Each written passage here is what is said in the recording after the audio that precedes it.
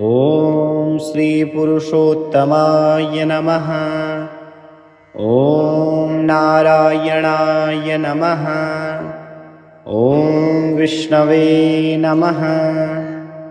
ॐ वासुदेवाय नमः। ॐ हरये नमः। ॐ श्रीपतये नमः। ॐ माधवाय नमः। ॐ गोविन्दाय नमः। ॐ दामोदराय नमः। ॐ केशवाय नमः।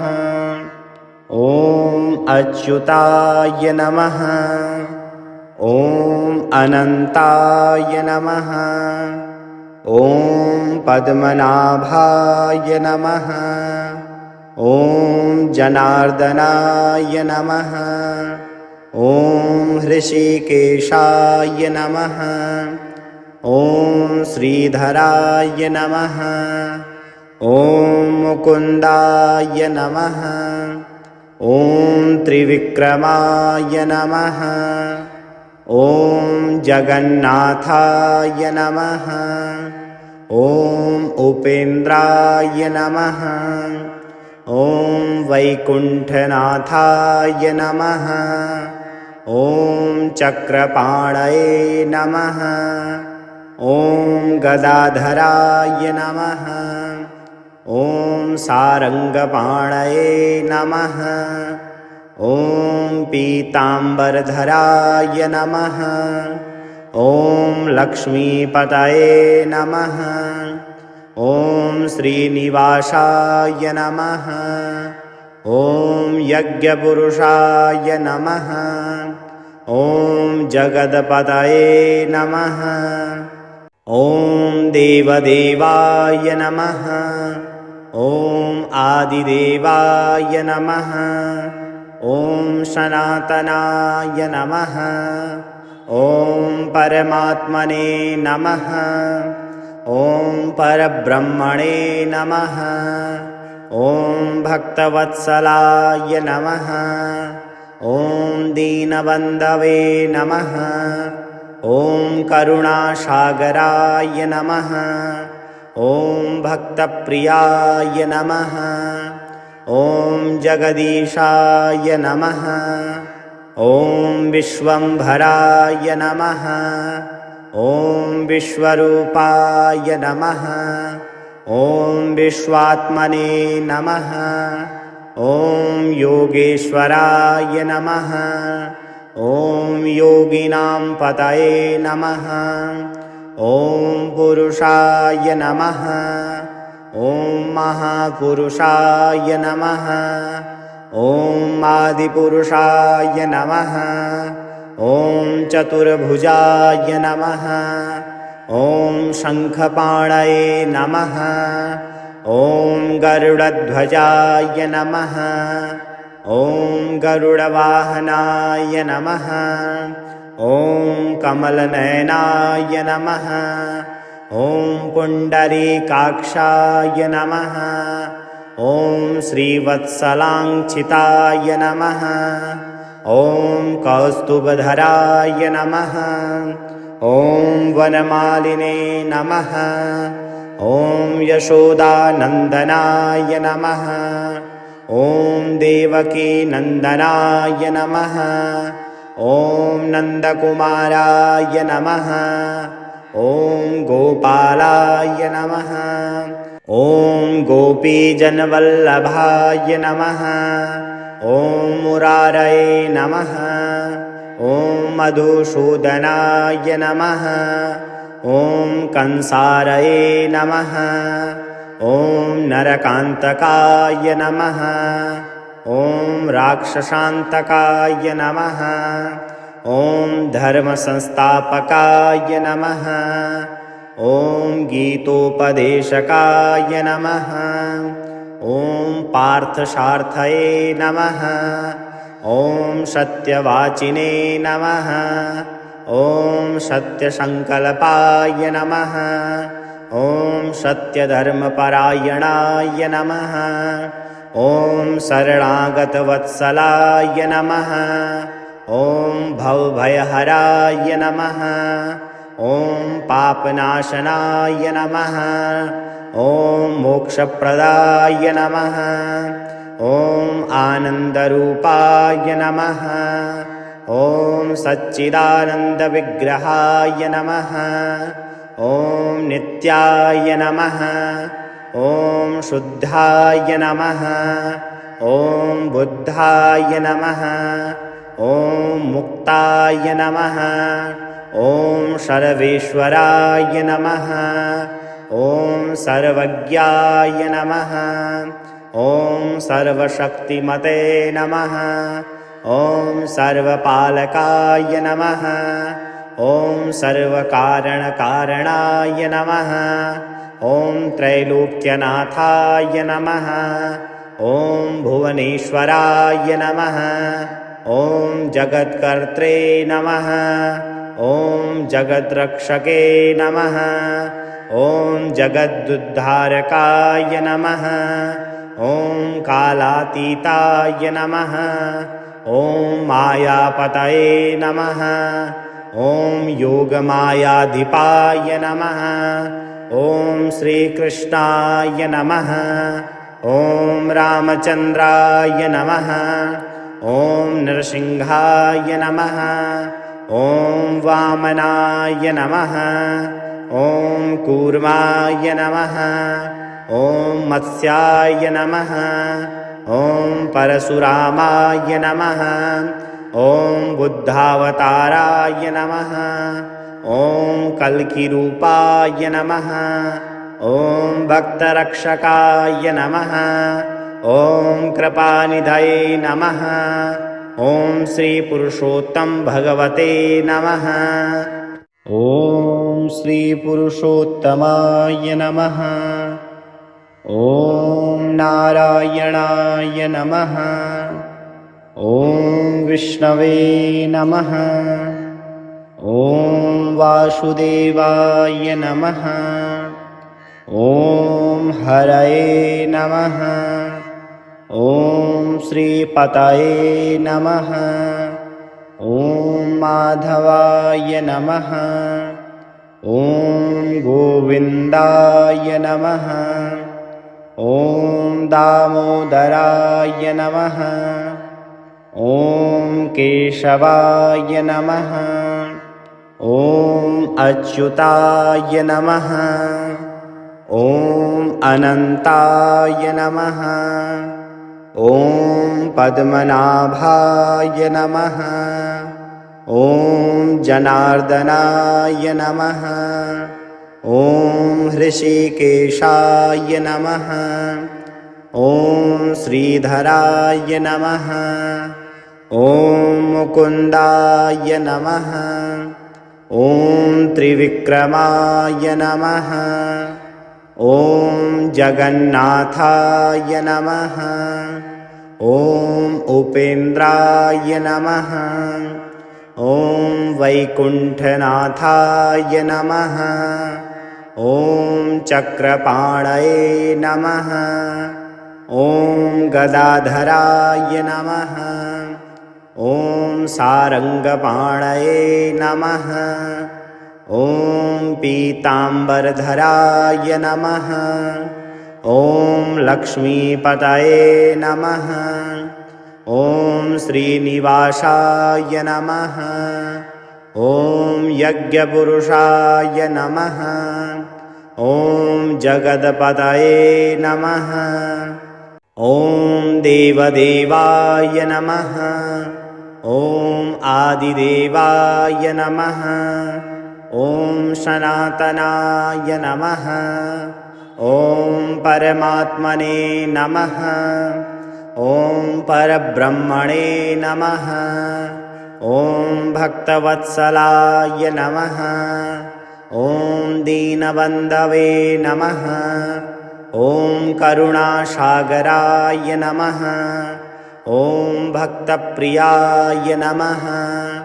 ॐ जगदीशाय नमः। ॐ विश्वम्भराय नमः। ॐ विश्वरूपाय नमः। ॐ विश्वात्मने नमः। ॐ योगेश्वराय नमः। ॐ योगिनां पतये नमः। ॐ पुरुषाय नमः। ॐ महापुरुषाय नमः। ॐ आदिपुरुषाय नमः। ॐ चतुर्भुजाय नमः। ॐ शङ्खपाणये नमः। ॐ गरुडध्वजाय नमः। ॐ गरुडवाहनाय नमः। ॐ कमलनयनाय नमः। ॐ पुण्डरीकाक्षाय नमः। ॐ श्रीवत्सलाङ्क्षिताय नमः। ॐ कौस्तुभधराय नमः। ॐ वनमालिने नमः। ॐ यशोदानन्दनाय नमः। ॐ देवकीनन्दनाय नमः।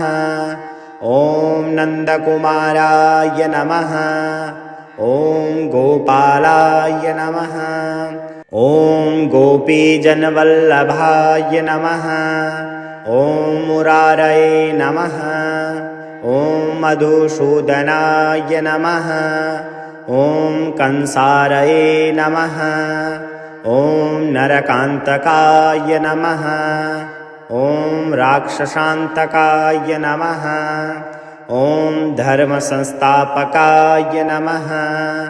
ॐ गीतोपदेशकाय नमः। ॐ पार्थसार्थये नमः।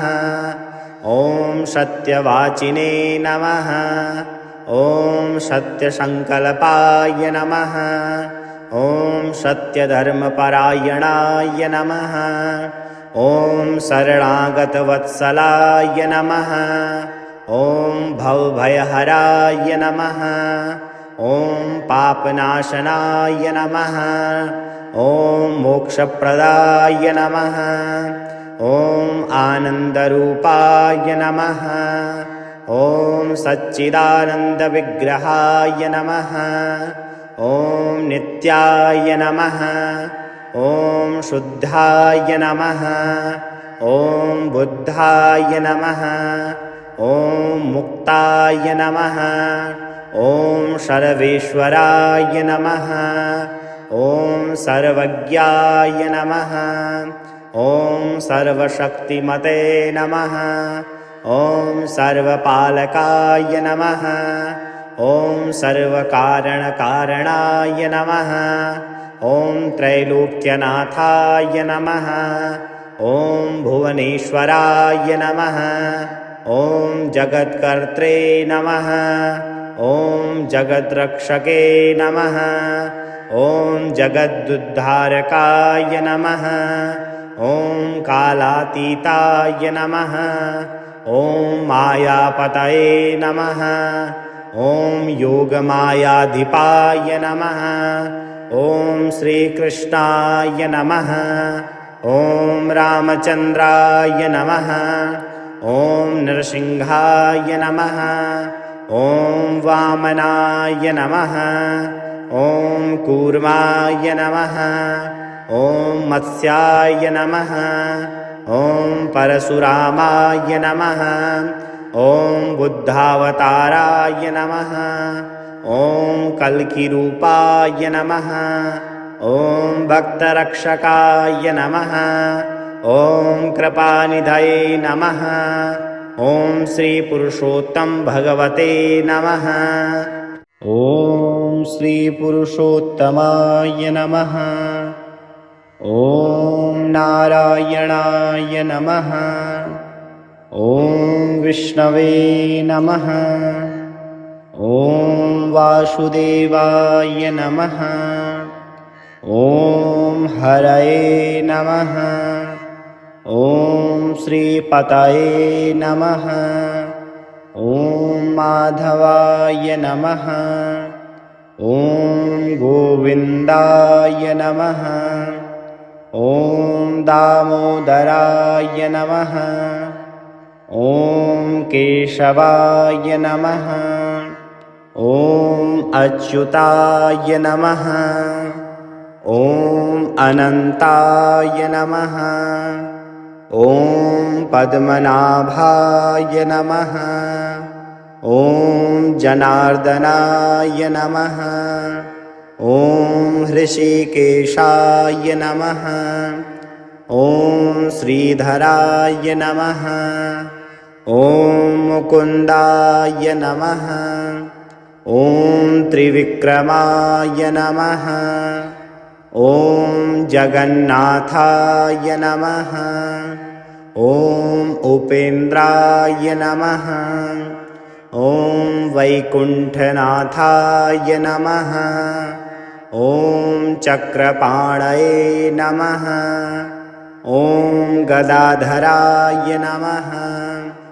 ॐ सारङ्गपाणये नमः। ॐ पीताम्बरधराय नमः। ॐ लक्ष्मीपतये नमः। ॐ श्रीनिवासाय नमः। ॐ यज्ञपुरुषाय नमः। ॐ जगदपतये नमः। ॐ देवदेवाय नमः। ॐ आदिदेवाय नमः। ॐ सनातनाय नमः। ॐ परमात्मने नमः। ॐ परब्रह्मणे नमः।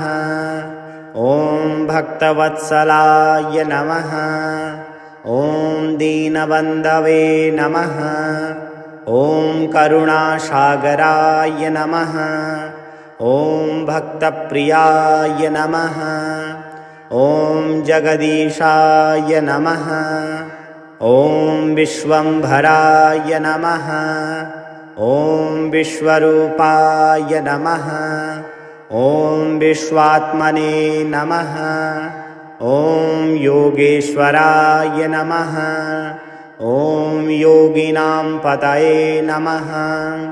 ॐ पुरुषाय नमः। ॐ महापुरुषाय नमः। ॐ आदिपुरुषाय नमः। ॐ चतुर्भुजाय नमः। ॐ शङ्खपाणये नमः। ॐ गरुडध्वजाय नमः। ॐ गरुडवाहनाय नमः। ॐ कमलनयनाय नमः। ॐ पुण्डरीकाक्षाय नमः। ॐ श्रीवत्सलाङ्क्षिताय नमः। ॐ कौस्तुभधराय नमः। ॐ वनमालिने नमः। ॐ यशोदानन्दनाय नमः। ॐ देवकीनन्दनाय नमः। ॐ नन्दकुमाराय नमः। ॐ गोपालाय नमः। ॐ गोपीजनवल्लभाय नमः। ॐ मुरारये नमः। ॐ मधुसूदनाय नमः। ॐ कंसारये नमः। ॐ नरकान्तकाय नमः। ॐ राक्षसान्तकाय नमः। ॐ धर्मसंस्थापकाय नमः। ॐ गीतोपदेशकाय नमः। ॐ पार्थसार्थये नमः। ॐ सत्यवाचिने नमः। ॐ सत्यसङ्कल्पाय नमः। ॐ सत्यधर्मपरायणाय नमः। ॐ शरणागतवत्सलाय नमः। ॐ भवभयहराय नमः। ॐ पापनाशनाय नमः। ॐ मोक्षप्रदाय नमः। ॐ आनन्दरूपाय नमः। ॐ सच्चिदानन्दविग्रहाय नमः। ॐ नित्याय नमः। ॐ शुद्धाय नमः। ॐ बुद्धाय नमः। ॐ मुक्ताय नमः। ॐ सर्वेश्वराय नमः। ॐ सर्वज्ञाय नमः। ॐ सर्वशक्तिमते नमः। ॐ सर्वपालकाय नमः। ॐ सर्वकारणकारणाय नमः। ॐ त्रैलोक्यनाथाय नमः। ॐ भुवनेश्वराय नमः। ॐ जगत्कर्त्रे नमः। ॐ जगद्रक्षके नमः। ॐ जगदुद्धारकाय नमः। ॐ कालातीताय नमः। ॐ मायापतये नमः। ॐ योगमायाधिपाय नमः। ॐ श्रीकृष्णाय नमः। ॐ रामचन्द्राय नमः। ॐ नरसिंहाय नमः। ॐ वामनाय नमः। ॐ कूर्माय नमः। ॐ मत्स्याय नमः। ॐ परशुरामाय नमः। ॐ बुद्धावताराय नमः। ॐ कल्किरूपाय नमः। ॐ भक्तरक्षकाय नमः। ॐ कृपानिधये नमः। ॐ श्रीपुरुषोत्तम भगवते नमः।